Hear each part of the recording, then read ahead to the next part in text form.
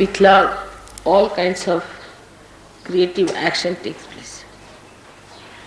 You see how Raulbai has love for me. And in this place, we all also got new ideas of creating a beautiful thing. And as love will increase, your creativity will develop. So the basis of all creativity of Saraswati is love. If there is no love, there is no creativity. It's even in the deeper sense, if you see, people who have created all the scientific things are also out of love for the masses, not for themselves. Nobody has produced anything for themselves. If they make something for themselves, it has to become for universal use, otherwise it has no meaning. Even if you say atom bomb and all these things are created from science, they are also very protective. If they had not created those, people would not have taken out their minds from war. Now nobody can think of having a big war. Of course they are having cold wars, but that also will gradually stop when they will be fed up of it. So all the activity on the right hand side of Saraswati basically has to end up in love, starts with love and ends up in love. Whichever does not end up in love coils up and finishes up. It just disappears. So you can see that even matter which is not used for love just finishes up. The basis has to be love. Otherwise all such matter that we create, which has angularity, which is not fitting into the mass media, which is not appealing to the masses. Of course, it takes time. We have seen that it takes time. But it has that tendency always to disappear in the thin air as soon as you find it does not appeal to the masses. Now this love that we talk of, this great love of God we talk of, we know that it for definite through vibrations. People do not have vibrations, but still they can feel the vibrations in a very unconscious way. All the great paintings of the world have vibrations. All the great creative works of the world have vibrations. Only those who have vibrations have been sustained by time. Otherwise all other things are destroyed. There must have been monuments and horrible statues and horrible things that have been created long time back, but were all destroyed by nature and they could not stand the impact of the Kala, that is the destructive power of time. So all that is sustaining, all that is nurturing, all that is ennobling comes from this sense of love which is within us, very much developed, but within others also who are not yet realized. Ultimately the whole world has to realize that one has to go to that ultimate love of God, otherwise it has no meaning. Now you have seen in art, people have taken to other methods of appealing to people by using cheap things and very vulgar things, just to make people think that this is art. But this will all disappear. It cannot sustain the impact of the time, as I told you. It cannot, because the time will kill it. All these things have to disappear. And already you can see the result, how things are changing everywhere, even in the West. So there is no need to be so much disappointed with the West and to say that the Western world is a wasteland. It is going to be all right, and it has to be done. Especially it has done a lot of puja of Saraswati, I should say, in the West. Much more that they have done in India, because they have gone to learning, they have tried to find out so many things. But only thing they forgot, that it is a goddess of learning. Everything comes from the goddess, that's what they've forgotten. And that's why all the problems have been created. If there is no spirit in your learning, if there is no source of the goddess in your learning, then it is absolutely useless. If they had realized that there is the spirit that is working it out, they would not have gone that far. And that's what I was warning the Indians all through, that you are now taking to industrial revolution in a way. And to avoid all the complications of industrial revolution, you must try to know the Spirit. If you do not know the Spirit, you will have the same problems as these people have, because they are also human beings, you are also human beings. You will go the same way, at random you will run, and there will be problems, the same problems as the Western people have suffered. Now, Saraswati's blessings are so many that one cannot describe in such a short time.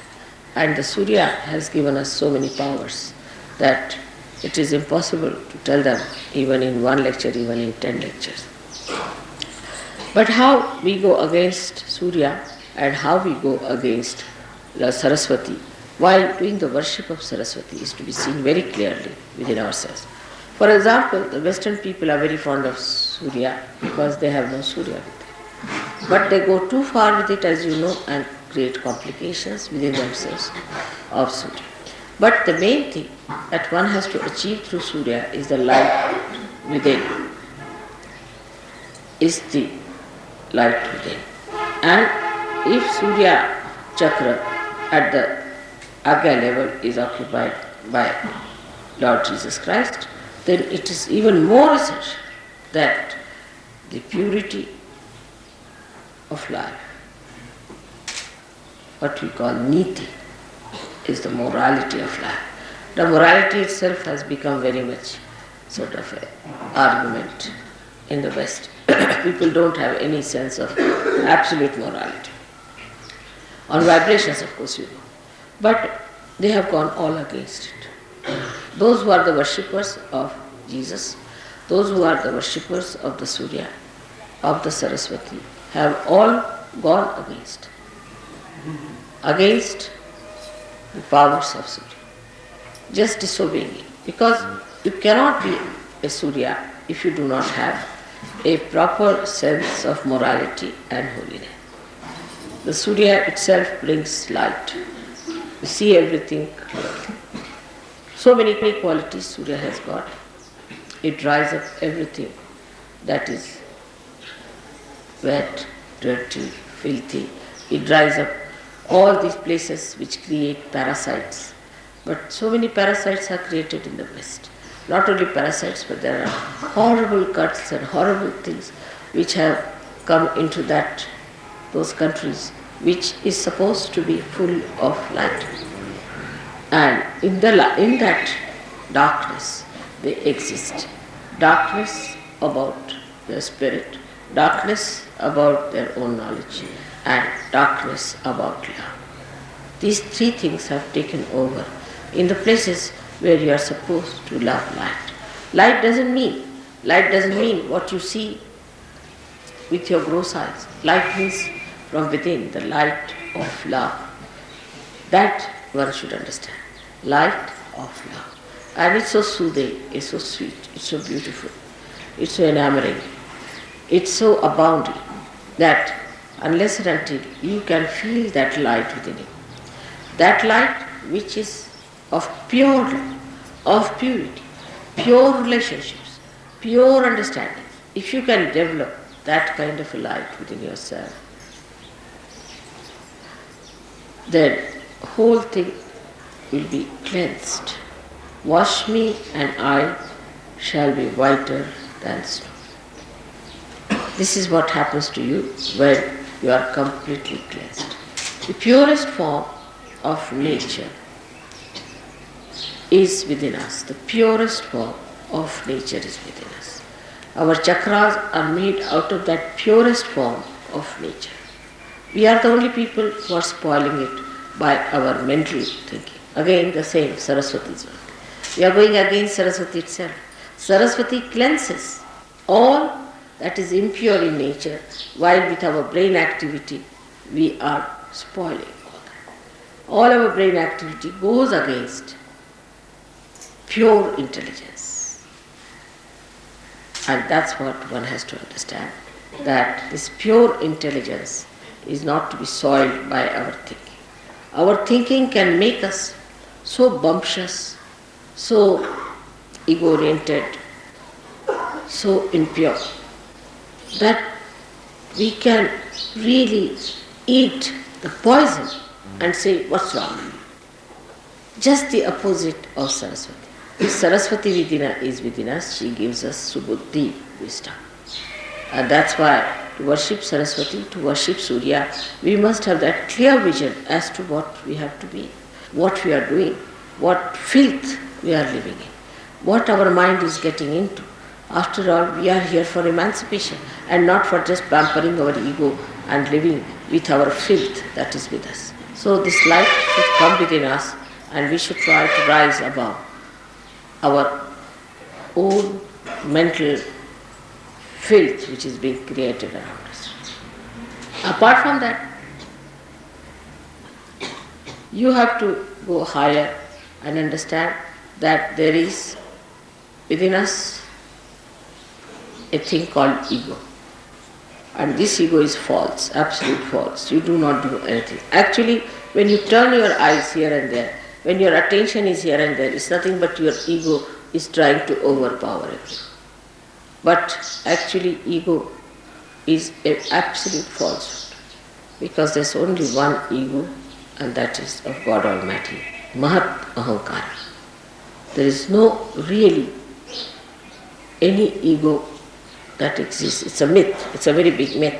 Because if you start thinking, you are doing everything, you are doing this, you are doing that, which you are not doing, then this nonsensical ego comes in and you start working it out. It can project in every direction. When it projects forward, it overpowers others, it tries to dominate others, tries to kill others, becomes cruel. When it moves right side, it becomes supraconscious. It starts seeing things which are absurd, which are foolish, which are stupid. When it moves left side, then it starts seeing things, yourself as a big man, as a big Christ, or as a big Devi, or something. They are Adi Gurus and I am very great personality. That's left side. When it moves backwards, that's the dangerous one. When people become gurus, which are ruining other people. When the ego moves backwards, then they become gurus. They themselves have lots of defects in themselves, and they try to pull people into those horrible stuff which is described as absolute narka. That's how is the movement of ego on all the sides. Now, when people try to use their right vishuddhi, that is to talk about themselves, is the worst of all. Whatever type of ego you may have, if you start boasting about it and talking about it, that it encircles, thickens the walls of ego so much that it is impossible to penetrate into that, because that such a person is completely satisfied with himself and he believes that he is true. And once he starts believing into a nonsense like that, is an impossibility. It's an impossibility to penetrate. So when you boast about these things or you talk big, be careful. You see, you know what I am, but how many times do I say I am that? Even if I say once, it makes tremendous vibrations for you. But how many times do I say so? At the most, if you say something, I say to him, yes, but I don't say that. If I say it loudly, I don't know what may happen, the whole thing might be blasted with me.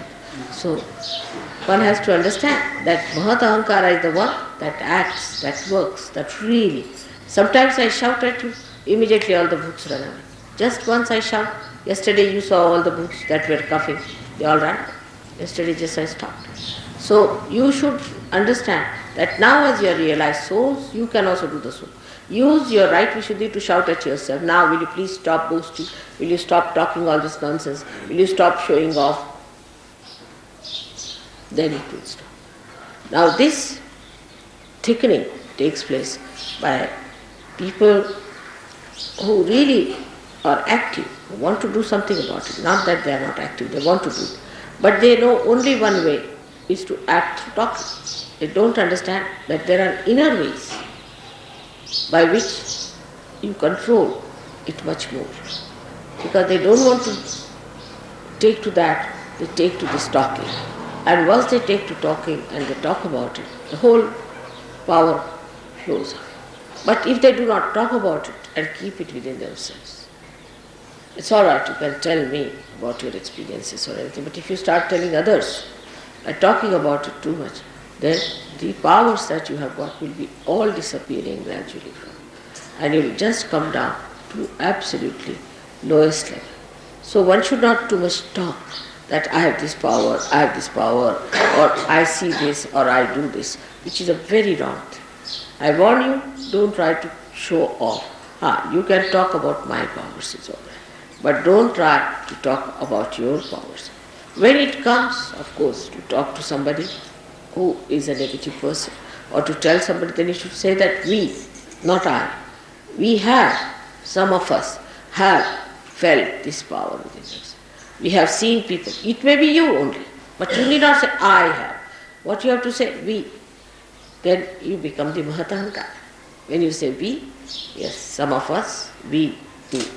Like in Gregor's book also, I saw to it that he should not have many I's, but he should have we.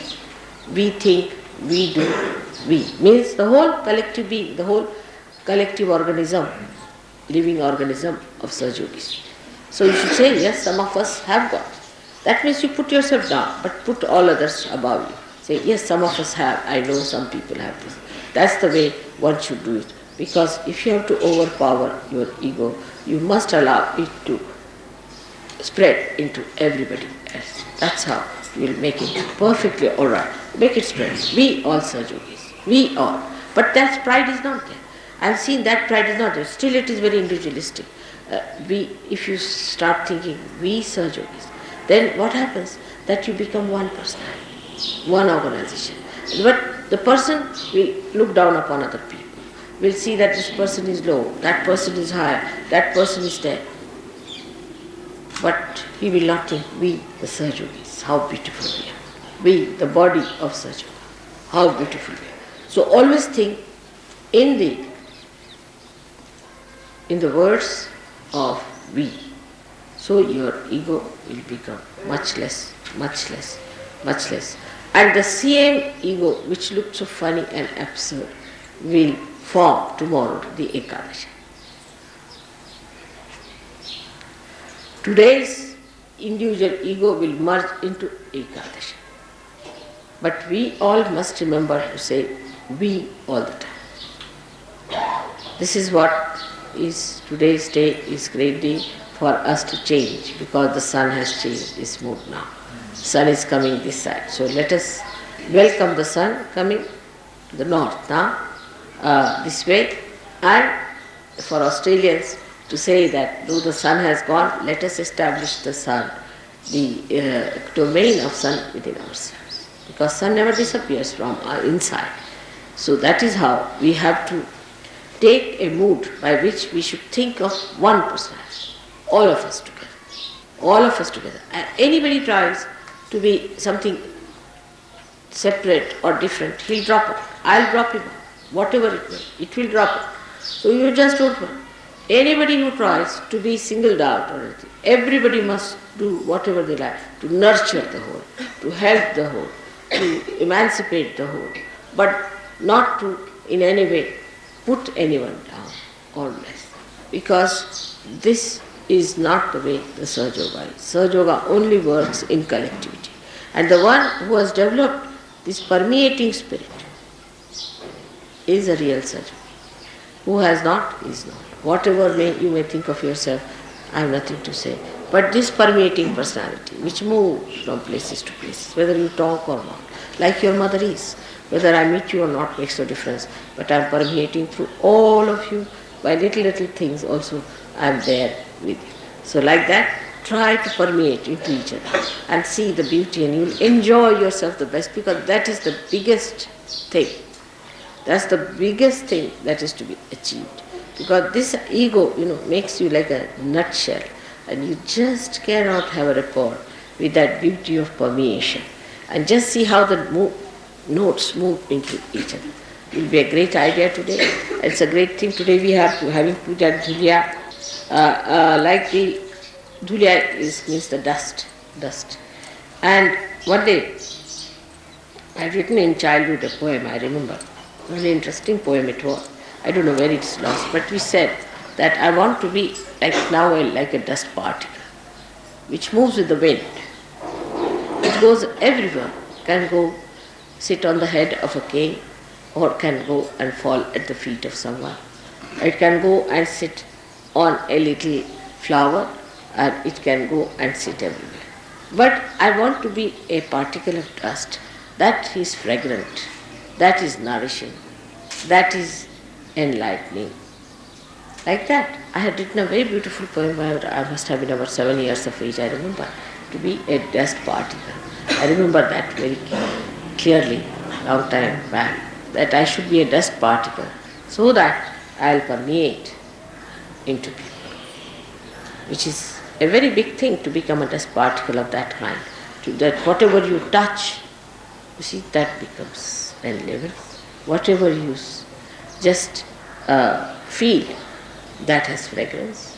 It's such a great thing to be like that. And that was my desire, and it has been achieved. At that young age, I had this idea of becoming a dust particle. And today, just while talking to you, I remembered that I wanted to be that, and that is what this place is. And Raulve is like that. She's a very simple woman, and she lives like a very simple person, but she has a sense of permeation. And now there are so many Sahajogis yesterday who came. I'm sure they'll take it up, Sahajoga, very well. There are lots of Sahajogis from Dhulia now, and I'm sure there are going to be more people. I hope you have met all of them. Make friends with all of them. Try to know them, who they are. They may not know English, so get somebody to translate. Talk to them and be nice to them. Be friendly with them. I want you to meet them for permeation. You should know who are the people here, who are in Nasik, because somehow we never meet the Sahajogis, you see, who are in that particular place. And when we go back, we have only 1 or 2 addresses. It's not a good idea. Try to see how many people there are, ask about their questions about them and all that. This permeation is only possible when your ego starts permeating all around. This is the way to overcome the problems of the right side, and that is how to worship Saraswati. Because Saraswati has a veena in her hand, and that veena is the primordial instrument which she plays, like music. And the music penetrates into the heart. You don't know how it goes into you and how it works out.